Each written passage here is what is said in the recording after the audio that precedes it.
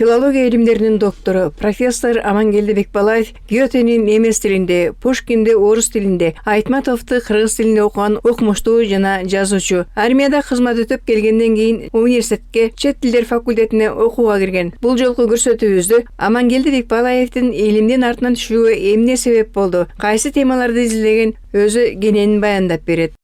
23 жашымда келип, чет тил факультетине birinci kursuna student болдым. Жарым жылдан неміс тілін үйреніп алдым. Жарым жылда мен Гётені, Шиллерді, Гейнені мында айтқан оригиналды оқып қалдым. Абдан таң қалдым. Анан маған неміс тілі жақты. Темір жолдың жанында Киргиз качествері деген көчө өтушілік, азыр Орозбекова көчө. Аны ошол жерде гостиница Салато деген бар эле. Ошол жерге гостиница интурист болчу. Немистер келчи ГДРден. Ошол жерде сейилдеп отурганда немистер келип калат, биз алар менен сүйлөшүп калабыз. Аны мен немисче түшүнүп алар менен сүйлөшөм. Анан ошондо мен жөнүндө ошондой балдардын арасында мындай авторитет чоңоюп кетти. Ой, биздин бул Амангелди немисче билет экен, карасаң немисче сүйлөшүп атат. Мен де өзүм абдан авторитеттүү болуп калдым, немисче билем деп которуп атам, сүйлөшүп атам, аларга айтып атам, алар түшүнүп атат мени, мен аларды түшүнүп атам. Үйдөгүлөр жок, юрфакка барасың деди. Зачеткаларды көтөрүп келдим, жалаң 5 менен. Бүткөндө артыкчылыгы менен бүттүм. 75-жылы инфарктты немис тилде. Аны караса мен биринчи кыргыз экенмин, улуттуу кыргыз экенмин. Чет тилди жана артыкчылыгы менен бүткөн, отличие менен бүткөн. Биринчи кыргыз экенмин да. Аны мен касырып коштум мугалим болуп. Ал мезгилде мугалим болуп калыш университетте бүгүнкү премьер-министр болгондой да. Абдан демеле чоң урмат болчу, чоң кадыр болчу. 2 ай иштеп мен аспирантурага кеттим. Аспирантурада 1 жыл жүрдүм, даярдык курсунда. Анан жүрүп 1 жылдан кийин өттүм. 76-жылы. 79-жылы декабрда жактоо менен бүтүрүп чыктым аспирантураны. Москвада жактадым. Чет тил институту Марис Торес атындагы. Анан келдим аяктан. Аяктан келгенде эле ошол мезгилде мени заведующий кылып койду. Кантип ушул бүгүнкү немис тилинде сөздөр мурунку тарыхый тамырлары менен кантип пайда болгон. 8-10 кылымдарда мен эски тексттерин баарын көтөрүп, ошонун баарын изилдеп чыктым. Далилдеп бердим. Немис тилде өзүнүн сөздөрү бир 30% экен. Накта немистин сөздөрү 30% латин, грек тилдери экен. 30% мурунку дагы ошол жерде турган тургундардыкы келттер деген ошолордуку экен. Анан бир 15% түрктөрдүкү экен. Ошонун баарын далилдеп бердим. Немисче 3 бара окуйм. Күндө китептерди. Вакытым болот эртеңден кичине 1 саат, жарым саат болуп калат. Күндө окуйм ошону. Байыркы немистин улуту кантип пайда болду? Анан кантип ошо пайда болгондо тил негизинде пайда болду. Ошо кантип ошонун баарын мен изилдеп, кандидаттык диссертациямда далилдеп берип атам. Дагы бир жолу кайталап коеюн. Немис тилин өзүлөрү дагы белгисиз каяктан келген, шока чейин белгисиз. Bir teoriya алар Тибеттен келди дейт. Герман урулары. Bir экинчи теория Уралдан келди дейт. Үчүнчү теория Азиядан келди дейт. Орто Азиядан келди дейт. Сөздөр өзүнүкү абдан астабылды болгон эле 30% сөздөр бар, өзүнүкү 30% өзүнүкү. Ан келгенде да немистер ошак келгенде да түздөн түз эле Европага келбептир.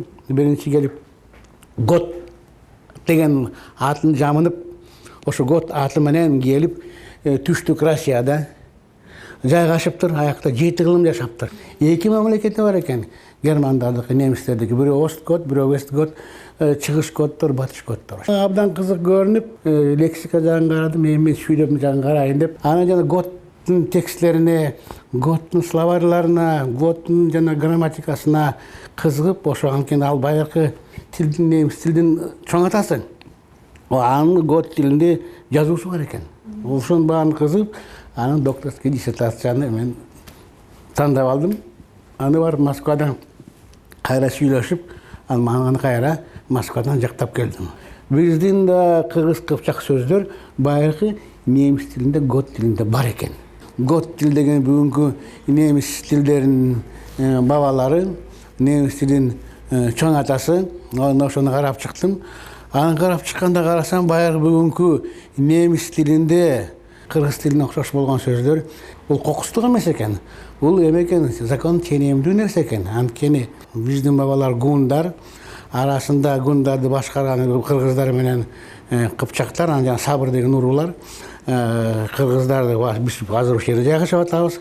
Кыпчактар көп мамлекетте таркап кетти. Татарларда да бар, казактарда да бар, өзбектерде да бар, таркап кетти. А Сабырлар деген негизги түбү алардын эмелеси өзөк эмеде калды, Түркияда калды. Түрктөр Сабырлар.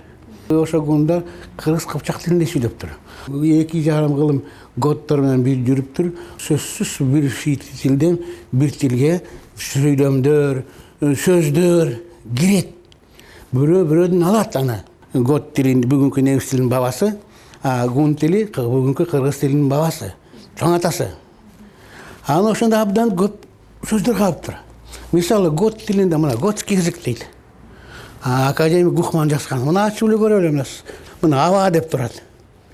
Дядя по материнской линии. Антс деп турат. Клятва. Ата деп турат. Отец. Арман деп турат. Жалится. Пайдан деп турат. Пайдалануу. Мына словарь 2 томдук словарь. Муну бүгүн немистер пайдаланат. Ауыл, поселок кочевников. Немис тилинде бүгүнкү сөз турат. Гатин, супруга, катын. Бар турат. 2 томду карап көрөлү. Шок, удар, быстрый, потрясение, резкий, шок бала дейт. Толтура, муну ачып көрсөк, толтура. Байыркыдан калган. Немис тилде гот тилден калган, кыргыз тилде гун тилден калган. Аспирантура окуп жүргөндө биринчи зачет бар экен, кандидатский зачет, готский язык деп. Муну айтып атпайм, готский язык. Герман тилдери баарында, англис тил, швед тил, скандинав тил бар, бүт баары жазуу, алфавит, графика 12-13 кылымда пайда болду. Накта тексттер пайда болду. Алфавит, алифбе гот тилинде пайда болду. 3-4 кылымда биздин доордо. Как раз гундар менен бир жүргөндө пайда болду. Ошо гот тилди тапшырасың деп биринчи мага тапшырма алдым мен. Профессор Москальскийден ал академик эле, союзный академик болчу. Кандай окуйм десең, сен кандай окуйсуң? Гот тил деген оор тил. Сен китебин ал, готский, гот тилинде Инжил бар. 400 барак. Инжил, Библия бар. Ошону оку, түшүн, гот тилдик сөздүктү ал, гот тилдик же грамматикалык колдомону ал, справочникти ал. Аны ошо менен түшүн. Ошо китепти бир окуп чыксаң, келип тапшырасың, гот тили боюнча зачет аласың, деди. 6 ай берди мага. Анан барып эле окудум, ошо 1 жылда окусам эле чыгып атат биринчи сөздө ата унзыр. Отче наш дейт. Ата унзыр мен каяктан орусчага отурдум да, ата унзыр, отче наш каяктан? Ата унзыр чүтүп атам ал биздики.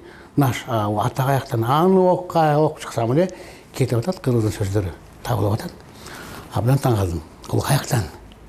Кыргыздар каякта, готтор каякта? Таң калдым. Анан түшкө чейин библиотекада отуруп муну гот тилде окуйм. Ошондон кийин площадь Нагинага кетем, исторический библиотекага жазылып алдым. Готторду изилдейин, карайын деп. Готтор деген ким?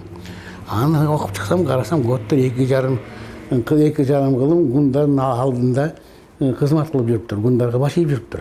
А гундар деген ким деп түшүнөйүн дедим. Гундар ажеден келди. Алар жөнүндө изилдедим, карадым. Караса гундар биздин бабабыз экен. Биздин бабабыз келип буларды башкарып алыптыр, башкарып жеңип алып, башкарыптыр буларды. 2,5 кылым башкарып жүрүптүр. Анан ошол жактан гот тилинде биздин байыркы кыргыз сөздөр пайда болгон ошол жактан. Аны түшүндүм. Жердештерим билсин, бул калып калсын. Бул керек болсо патент негизинде калып калсын деп 4 том китеп жаздым. Биринчи китеп Баламбер орусча жаздым, Хангунов. Ал 370-жылы, 381-жылы башкарыптыр гундарды. Европага биринчи барган ошол экен, готторду жеңген.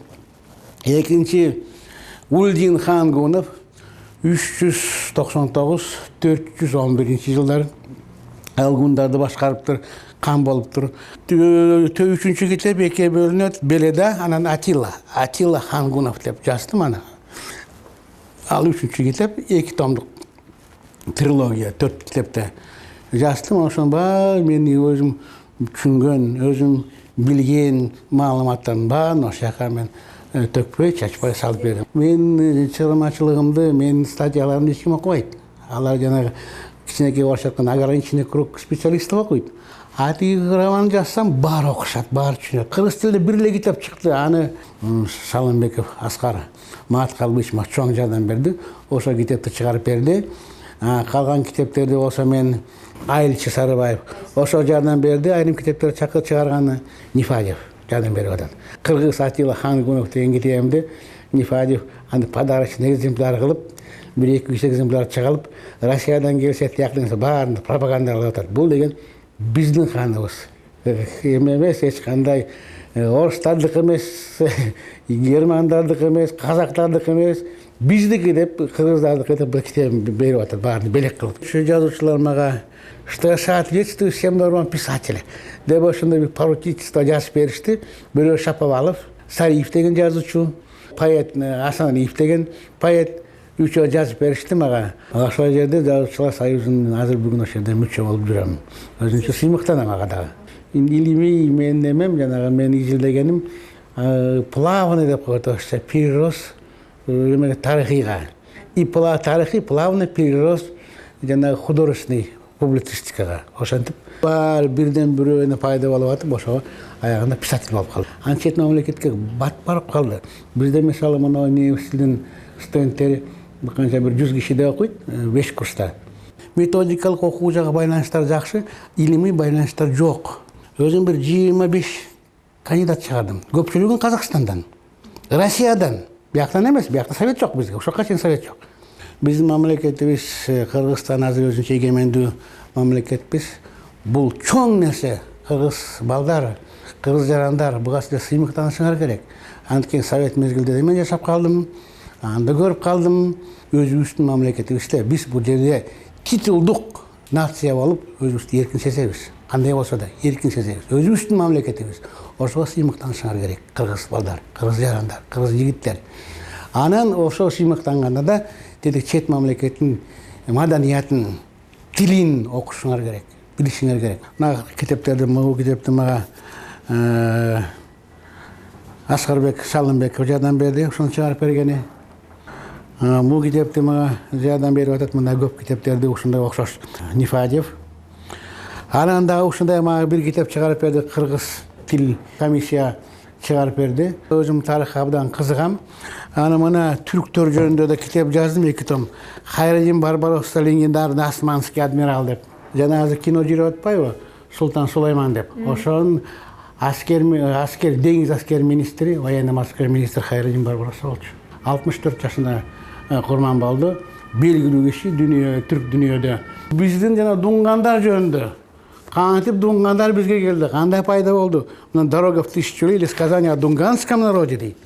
Алардын тарыхын мен кыскача, нуска, кыска кылып жанагы көркөм түрүндө айтып бердим бул жерде. Кандайдыр илим бозору менен, ошо тарыхты жакшы билген аалымдар менен кеңешесизби же кандай болот? Сөзсүз. Мына мисал дунгандар жазганда мен 3-4 ай 2 жай, 2 каникулумду мына Масанчи Шортове деген жерде өткөздүм.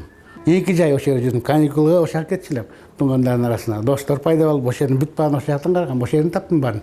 Бүт дунгандар менен сүйлөшүп, алардын илим посттары менен сүйлөшүп, анан алар жакшы кабыл алышты. Мисалы ушуну айтам.